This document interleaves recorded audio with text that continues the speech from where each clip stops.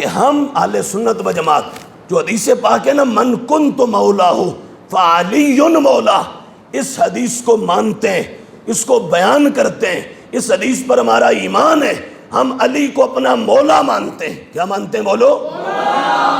لیکن ہم عید غدیر اس لیے کہ عید غدیر سرکار کے غلاموں کا تہوار نہیں ہے، یہ بد مذہبوں، گستاخوں اور بے حیاؤں کا تہوار ہے، گستاخان صحابہ کا ایک ایونٹ ہے، لہٰذا اس سے اجتناب کرنا ہے۔ بولو یہ کبھی منانا نہیں ہے، ہمارا اس سے کوئی تعلق ہے؟